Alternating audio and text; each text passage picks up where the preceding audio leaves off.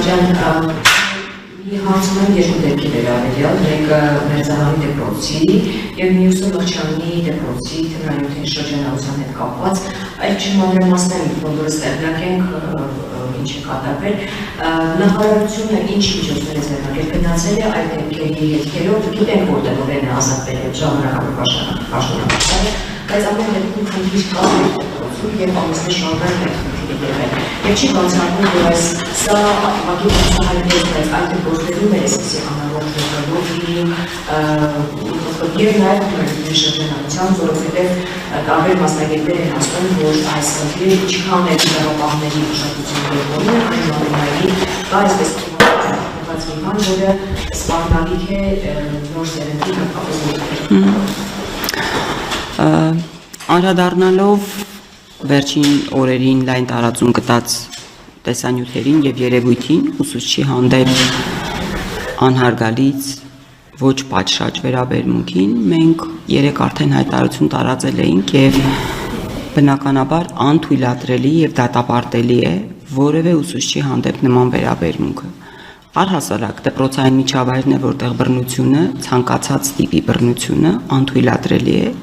բայց առավել եւս անթույլատրելի է նաեւ ուսուցչի հանդեպ որովհետեւ սովորողները ծնողները հստակ պիտի գիտակցեն ուսուցչի դերը իրենց կյանքում կամ իրենց երեխայի կյանքում եւ որևէ մեկը իրավունք չունի որևէ ուսուցչի հետ նման կերպ իրեն պահել բնականաբար դպրոցը մեր ուշադրության կենտրոնում է բնականաբար միայն պարտականությունները կատարողին այդ պարտականությունները կատարելուց զրկելով հարցը չի լուծվում որովհետեւ բնականաբար խնդիրը շատ ավելի խորքային է բնականաբար այդ երեխաները, այդ ծնողները, որոնք հարցերը նման ձևաչափով բարձրացնում էին մեկ օրվա արդյունք չի այդ ամենը, ռիսկը կա, որ այդպիսի իրավիճակ ունենք նաև այլ դպրոցներում,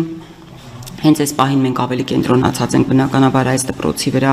համապատասխան աշխատանքներ ենք իրականացնում, որպեսզի դպրոցում շտկվի իրավիճակը։ Ուսուցչի վարքը բնականաբար ուսումնասիրել ենք եւ Կարծում եմ տեսանյութերից էլ պարզ էր, որ նույնիսկ այն պարագայում, երբ շատերը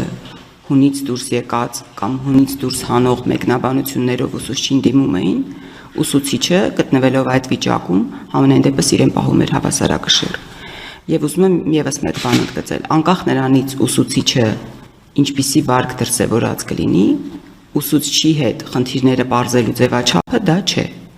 Բնականաբար կան ուսուցիչներ եւ կարող են լինել ուսուցիչներ, որոնք աշակերտների հետ, ծնողների հետ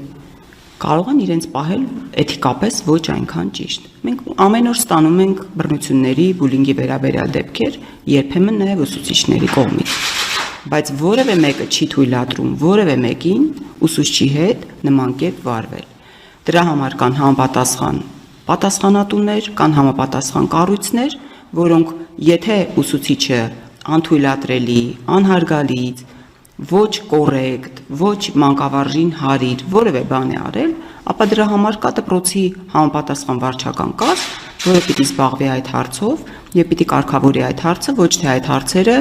պիտի լուծվեն լինչի դատաստանի տեսքով ծնողների, աշակերտների եւ այդ թվում մանկավարժների կողմից։